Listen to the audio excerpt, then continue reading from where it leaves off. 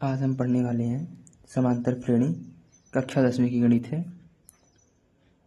इस चैप्टर में कुछ लोगों को दिक्कत होती रहती हैं, तो आज हम बेसिक से पूरा पढ़ेंगे और देखेंगे कि इसमें क्या क्या जो चीज़ें नहीं आती है उसको हम बहुत बारीकी से समझेंगे। तो चलिए हम लोग पढ़ाई वीडियो शुरू करते हैं आगे। इसमें सब कुछ मूलतः 4 चीज़ें होती हैं। जैसे पहला प्रथम पद होता है। पहले हम सूत्र को लिख देते हैं। पहले सूत्र होता है क्या है, इसमें ए की यानी कि ए होता है, ए, दूसरा डी होता है, एन होता है, एक ए एन होता है। ए एन कभी कभी या फिर कभी ए पी बोला जाता है इसको, ए पी।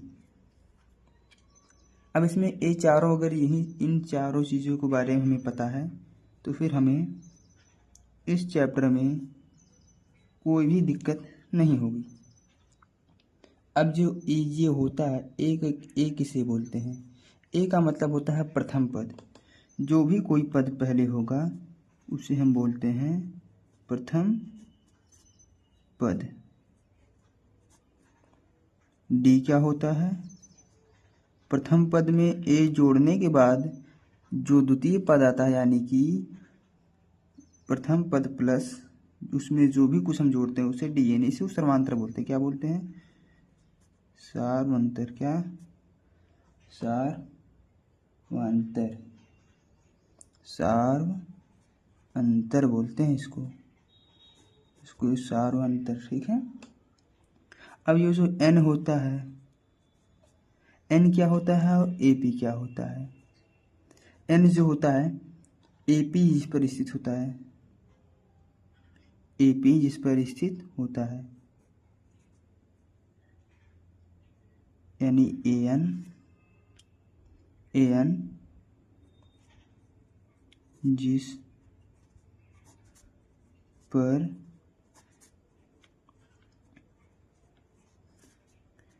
स्थित होता है। एपी क्या होता है? ए एन पर ए एन यानी एन क्या होता है? एन पर स्थित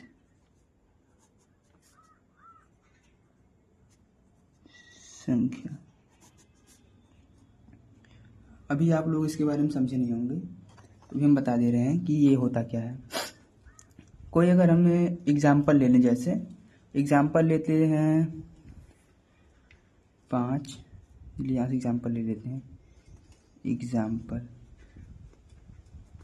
5 यानी 5, 9, 13, 17।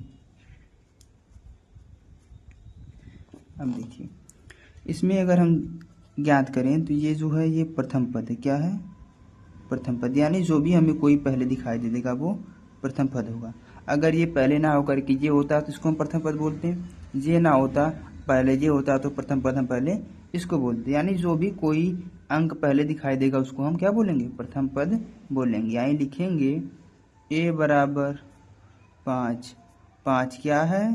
5 हमारा प्रथम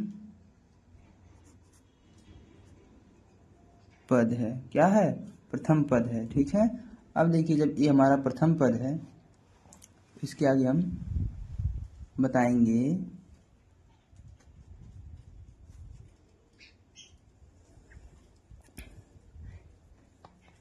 इस ए से इस वाली द्वितीय, यानी इसको प्रथम पद बोलते हैं, इसको द्वितीय पद बोलते हैं।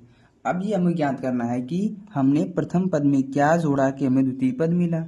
अब इस ज्ञात करने के लिए हमें इसमें इसको क्या करना पड़ेगा? माइनस करना पड़ेगा, तब तो ना। यानी क्या करेंगे? 9 - 5 = 4। ठीक है। यानी ये जो हमको फाइंड हुआ है ये किसके बराबर है? डी के बराबर। यानी 4 जो है डी है। अभी इसके पहले हम बताए थे डी क्या है। डी यहाँ पर देखिए सार्वंतर। क्या है? सार्वंतर है और इसको ही डी बोलते हैं। यानी द्वितीय पद माइनस प्रथम पद, द्वितीय पद माइनस कौन सा पद, प्रथम पद। यानी द्वितीय पद में से हमने प्रथम पद को जब माइनस किया तो कितना आया, 4 आया। और ये जो 4 है ये क्या है, सार्वधातुक यानी ये डी है। आया समझ में। अब देखिए हमको ए बराबर क्या फाइंड हुआ, ए बराबर प्राप्त हुआ है 5 और डी बराबर मिला है 4। ठीक है। अब जब इसके बराबर हमें फाइंड हो गया है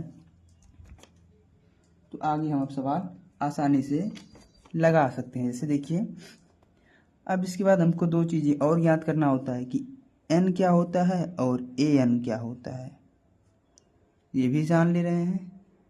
n जैसे देखिए ये हम मान लीजिए स्कूल में लाइन लगाते हैं ना ऐसे, ये जो बॉयज़ खड़े होते हैं ऐसे लड़के खड़े होते हैं, लेकिन ये मान लीजिए ये लड़कों की नाम है, इनका नाम 5 है, इनका नाम 9 है, इनका नाम 13 है। अगर हमें इन 13 को बुलाना हो तो हमको दो तरीके से बुला सकते हैं इनको।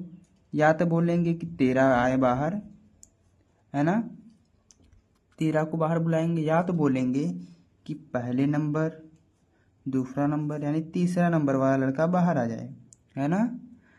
हमें ये जो हमें नंबर दिखाई दे रहे हैं फर्स्ट सेकंड थर्ड क्रम से, इसको बोलते हैं n। क्या बोलते हैं, n बोलते हैं। और जो ये ऊपर दिखाई दे रहे हैं इनको क्या बोलते हैं, इसको an बोलते हैं या ap बोलते हैं। ठीक है, क्लियर। अब देखिए अगर हम लिखेंगे n बराबर 5, n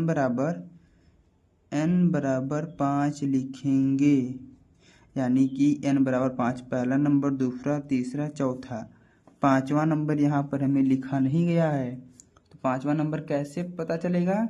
यानी हम इसमें क्या करेंगे, इसमें हम डी को जोड़ देंगे तो पता चल जाएगा। कितना आएगा, 21 आएगा। यहाँ पे कितना आ गया, 21। क्लियर, आया समझ में। देखिए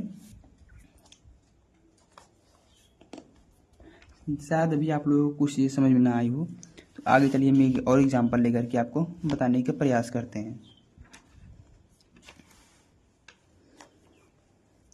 अगर हम यहाँ पे ले रहे हैं 3, 5, 7, 9, 11, ठीक है। तो देखिए ये जो हमको दिखाई दिया, ये इसको क्या लिखेंगे, a बराबर 3 है। ठीक है। अगर हमको d ज्ञात करना हो तो d कैसे लिखेंगे, दूसरे पद में से इसको घटाएंगे तब भी जो आएगा d ही मिलेगा, या इस वाले पद से इसको घटाएंगे यानी कि द्वितीय पद माइनस प्रथम पद। अगर इसमें से घटाएंगे तब भी द्वितीय पद माइनस प्रथम पद, इसमें से घटाएंगे तब भी द्वितीय पद माइनस प्रथम पद। ओके, तो हमको क्या यहाँ पे मिलेगा, 2 मिलेगा। ठीक है। अब अगला बात आती है कि ये जो n बराबर है, n बराबर यहाँ पर 1 होगा, यहाँ पर कितना होगा, 2 होगा, यहाँ पर 3 होगा, यहाँ पर 4, यहाँ पर 5, और ये जो है an बराबर ऊपर दिखाई दे रहे हैं। क्लियर।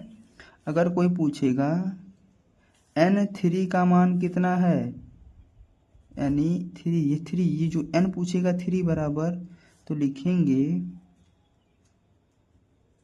ये AP कितना होगा, 7 होगा। आया समझ में। देखिए nवां पद पूछेगा तीसरा पद क्या है, तो बताएंगे 7 है। ठीक है। अब इसको हम सूत्र से लगाते हैं। चलिए कैसे लगाते हैं, सूत्र से कैसे लगते हैं सवाल।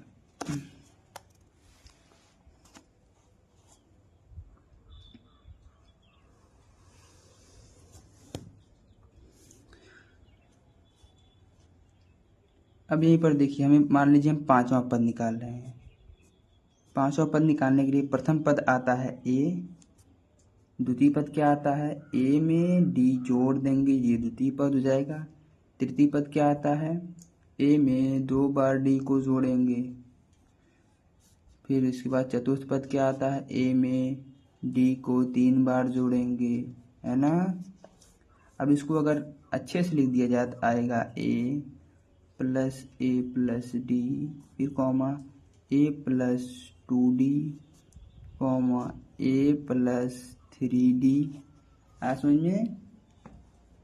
देखिए ये प्रथम पद में ए है, द्वितीय पद में ए प्लस डी, तृतीय पद में यानी कि तृतीय, देखिए तीसरा पद में 2 है, चौथे पद में 3, यानी जो पद निकालना है उससे एक कम नंबर लिखना है। तो अगर हम बोलें कि 5वां पद निकालना है तो क्या लिखेंगे, ए प्लस 4d लिखेंगे, है ना। ए प्लस 4d लिखेंगे। जब ए प्लस 4d लिखेंगे तो यहाँ पर आएगा इसका आंसर। देखिए कितना पहले तो हमें दिखाई दे ही रहा है कि 5वां पद क्या है। अब हम सूत्र से लगा करके दिखाते हैं आपको।